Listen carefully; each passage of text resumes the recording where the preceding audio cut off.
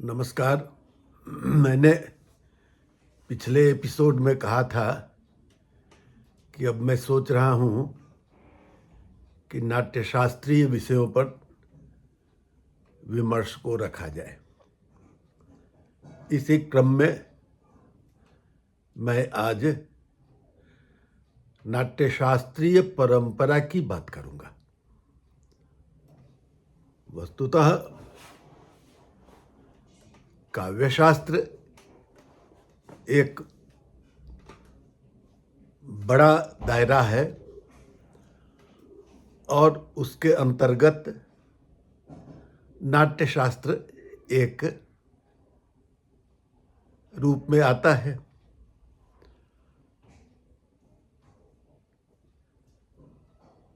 काव्य के दो रूप माने गए हैं, श्रव्य और दृश्य। श्रव्य जिसे हम सुनकर या पढ़कर आनंद उठाते हैं, और दृश्य वह होता है जिसको सुनकर और पढ़कर तो करते ही हैं, उसका आनंद लेते ही हैं, लेकिन उसको रंगमंच पर अभिनीत करके देखते हैं। तो रोचकता की दृष्टि से उसको उत्कृष्ट माना गया है, इसीलिए काव्येषु नाटकम रम्यम कहा गया है। खैर, यह विषय मेरा नहीं है। मैं आ रहा हूँ नाट्यशास्त्रीय परंपरा पर। तो काव्यशास्त्रीय परंपरा में बहुत सारे ग्रंथ लिखे गए हैं और उनमें से अनेक ग्रंथों में नाट्य की भी बातें आई हुई हैं। ठीक है, उसकी भी चर्चा की जाएगी, लेकिन आज मेरा मुख्य ध्येय है कि नाट्यशास्त्रीय विषयों पर विचार ज़्यादा किया जाए। तो यदि हम काव्यशास्त्रीय परंपरा की भी बात करें तो हमारे सम्मुख सर्वप्रथम आचार्य भरत या भरत मुनि का नाट्यशास्त्र ही आता है, और उसके पूर्व का कोई काव्यशास्त्रीय ग्रंथ वैसा प्राप्त नहीं होता है। तो नाट्यशास्त्र नामक जो ग्रंथ है, उसी से काव्यशास्त्रीय परंपरा की चर्चा शुरू होती है। माना जाता है कि भरत मुनि का समय 5वीं-6वीं शताब्दी ईस्वी पूर्व है, यानी आज से 2500 वर्ष से भी पहले वे हो चुके हैं, ऐसा माना जाता है। और नाट्यशास्त्र में भरत ने भी अनेक शास्त्रकारों का उल्लेख किया है। तो इसका अर्थ है कि उसके पहले भी और नाट्यशास्त्र या नाट्यशास्त्र की तरह ग्रंथ हो चुके थे। और सबसे दुर्भाग्यपूर्ण हमारी स्थिति यह है कि नाट्यशास्त्र के पहले के किसी नाटक की हमें प्राप्ति नहीं होती है।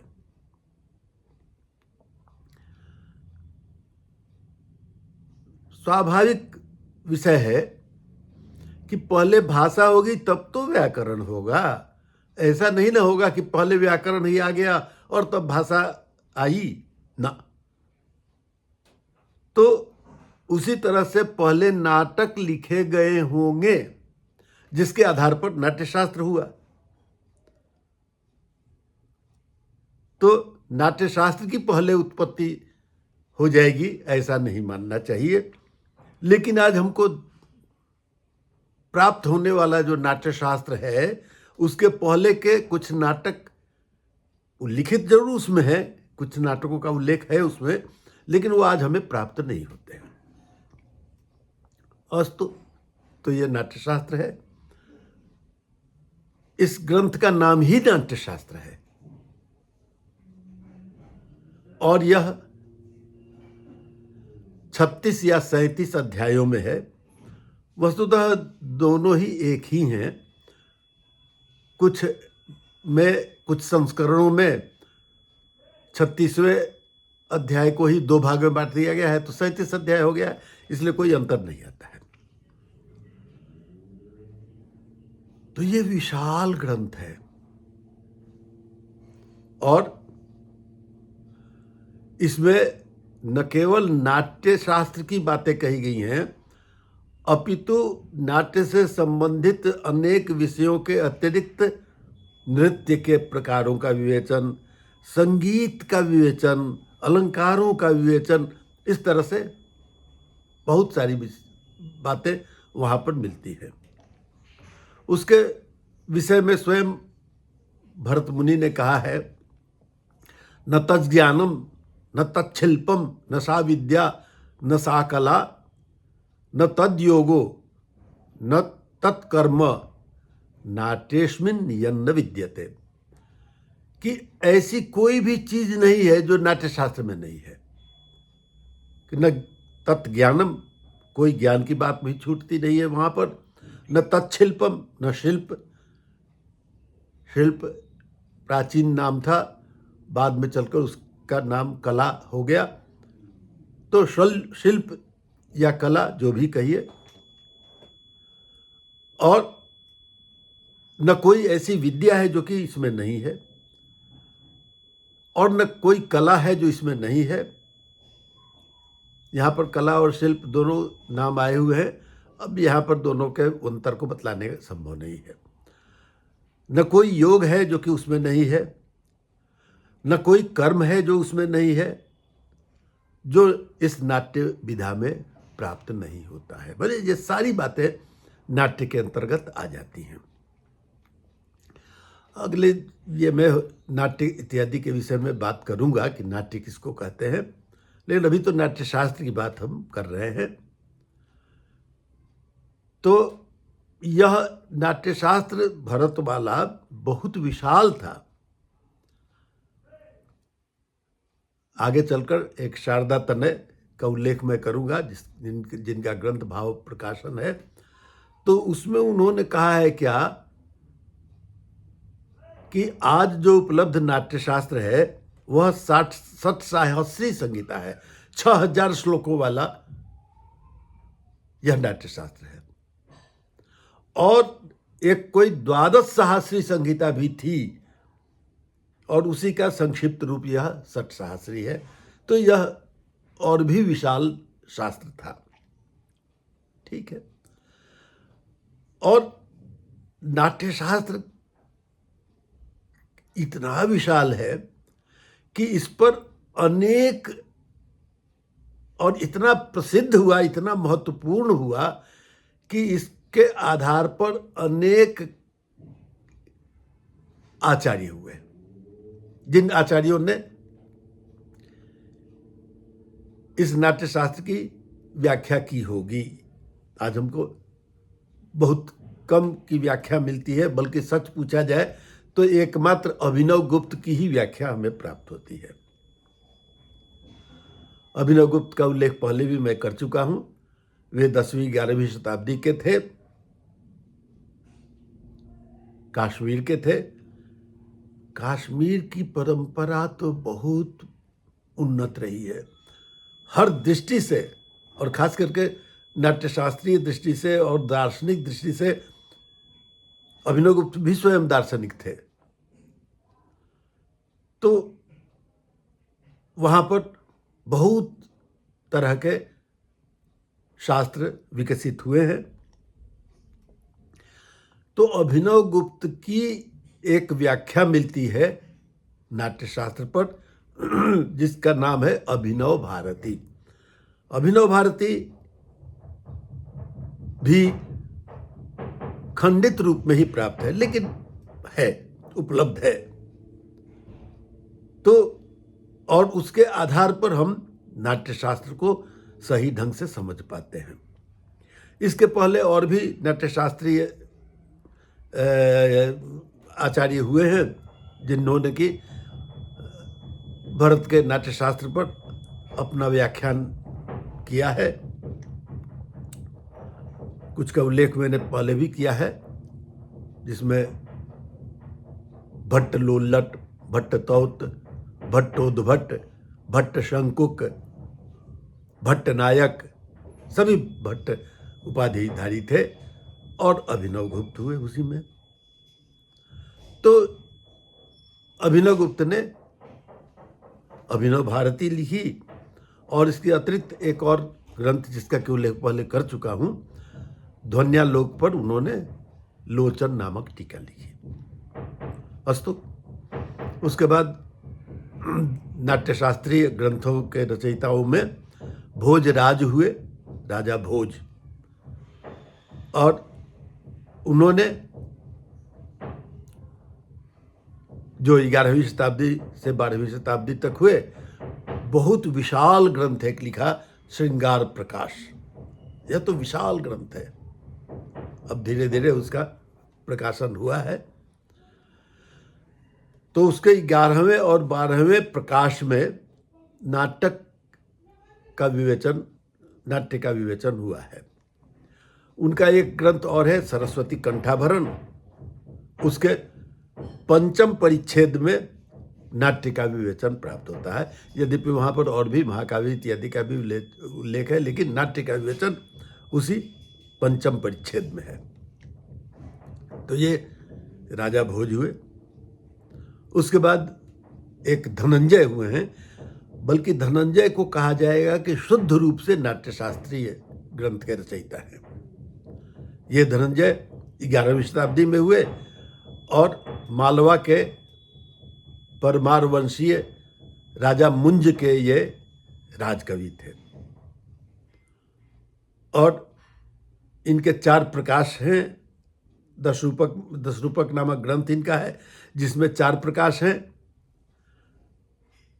जो प्रथम प्रकाश है उसमें रूपक की परिभाषा, उसके भेद, वस्तु यानी कथा वस्तु का विवेचन है। इनका विवेचन मैं आगे करूंगा। और फिर अर्थोपक्षेपक की चर्चा उसमें आई हुई है। द्वितीय में नायक और नायिका का विवेचन है, और तृतीय में पूर्वरंग, भारतीय वृत्ति है। अब ये सब छोटी छोटी बातें हैं, इनका उल्लेख तो बाद में किया जाना चाहिए, देखता हूँ क्या होता है। और पंचसंधि इत्यादि का उल्लेख है। और फिर चतुर्थ जो प्रकाश है वह मुख्य रूप से रस पर केंद्रित है। तो ये धनंजय का 10 रूपक जो शुद्ध रूप से नाट्यशास्त्रीय ग्रंथ है। और उन्हीं के छोटे भाई हुए हैं धनिक, उसी कालखंड में हुए, और उन्होंने 10 रूपक पर एक व्याख्या लिखी जिसका नाम अवलोक है, इसीलिए उसको 10 रूपावलोक भी कहते हैं।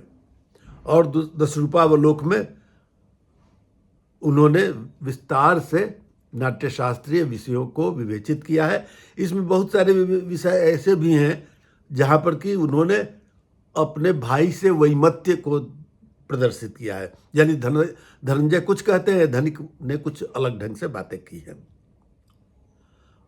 अस्तु, उनकी एक पुस्तक और है काव्य निर्णय, लेकिन आज वो अप्राप्त है, प्राप्त नहीं होती है।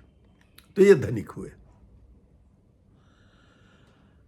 धनिक के बाद एक कालक्रम से 12वीं शताब्दी में उल्लिखित किए जाते हैं सागर नंदी। सागर नंदी वस्तुतः सागर उनका नाम था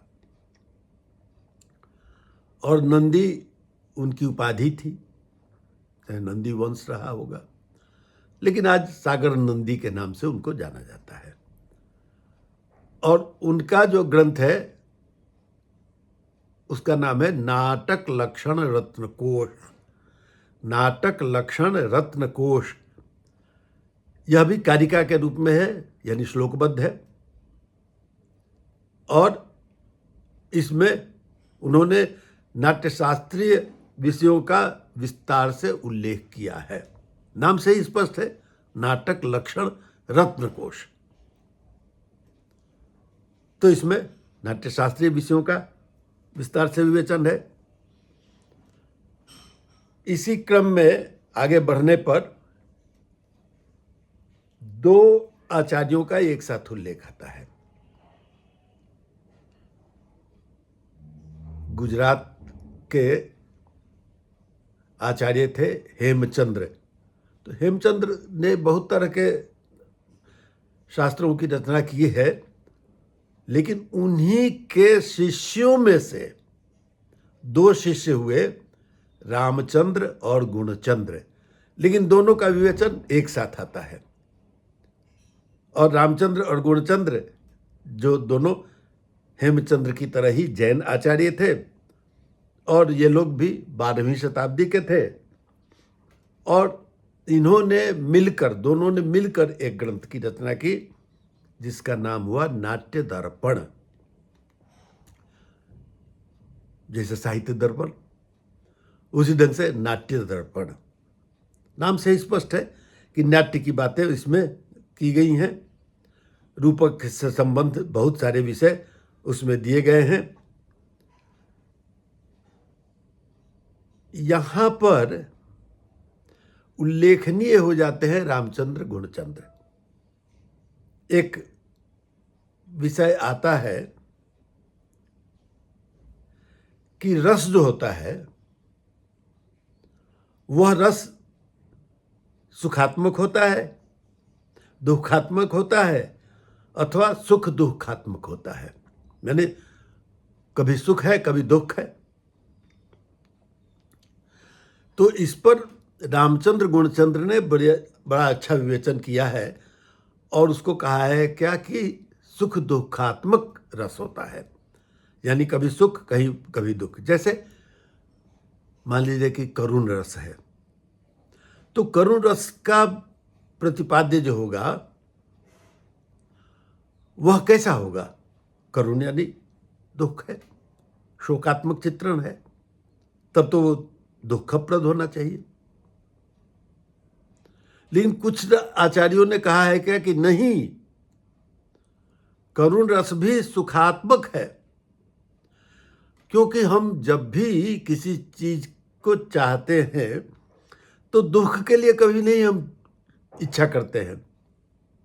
तो सुख की इच्छा से, सुख की कामना से ही हम सारा काम करते हैं। तो करुण रस भी जो है वह दुखात्मक नहीं होगा, अपितु वह भी सुखात्मक होगा। मैं इसका विवेचन थोड़ा अलग ढंग से करना चाहता हूं कि मैंने अपने ऊपर इसका प्रयोग किया है। मैं यहां पर एक बात कहना चाहता हूं कि आंसू जो होता है उसका दो रूप होता है।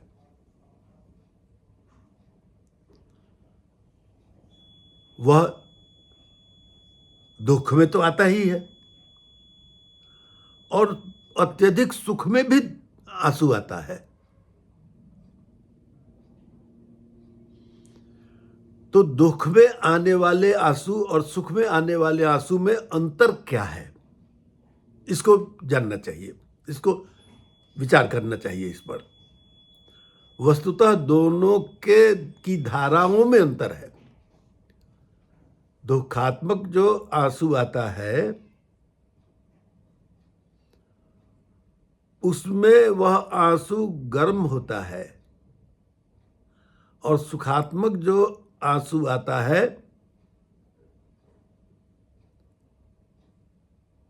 उसमें तासीर ठंडा होता है। यह विचारणीय है ना। और इस दृष्टि से यदि देखा जाए तो मैंने अपने ऊपर इसका भान किया है कि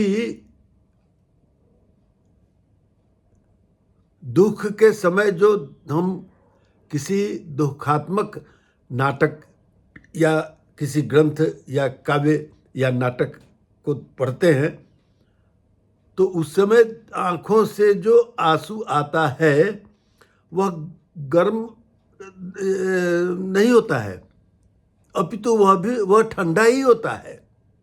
क्यों? जबकि शोकात्मक है। नहीं, शोकात्मक होने पर भी वहां पर वो दुख का आंसू ठंडा ही होता है। इसका मैंने अपने ऊपर भान किया है। तो इसलिए यह जो रामचंद्र गुणचंद्र का कहना है कि दुखात्मक और सुखात्मक दोनों प्रकार का रस होता है, मैं उसको मानने को तैयार नहीं हूं। अनेक आचार्यों ने यह माना है कि सुख की प्रतीति ही होती है और दुख के लिए कोई भी कुछ नहीं चाहता है ना। और बहुत पहले मैं बतला चुका हूं कि किस प्रकार से करुणा से ही काव्य का निर्माण हुआ। शोकः श्लोकत्वमागतः, है ना। क्रौंच द्वंद्व वियोगोत्थः शोकः श्लोकत्वमागतः, आनंदवर्धन ने कहा है कि क्रौंच द्वंद्व के वियोग से, वाल्मीकि के मुख से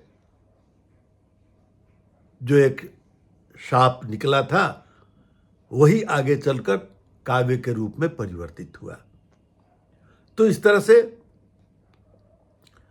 शोक है, लेकिन काव्य में होने वाला जो शोक है उसके कारण हमको आंखों से आंसू आता है तो वह गर्म नहीं होता है। वास्तविक रूप से दुख के कारण हमको आंख में आंसू आता है तो वह तो गर्म होगा। तो इस तरह से रामचंद्र गुणचंद्र ने बड़े विस्तार से जो बातें कही हैं, ठीक है, उनका अपना मत है। और ये रामचंद्र गुणचंद्र में से जो रामचंद्र थे उनके नाम पर बहुत सारे ग्रंथों का उल्लेख मिलता है, बहुत सारे काव्य इत्यादि का उल्लेख ही मिलता है, बहुत सारे प्राप्त नहीं होते हैं। और उसी में 11 नाटक उनके द्वारा लिखे गए हैं। हाँ, गुणचंद्र के नाम पर अन्य कोई रचना हमें प्राप्त नहीं होती है। अस्तु, तो यह रामचंद्र गुणचंद्र हुए।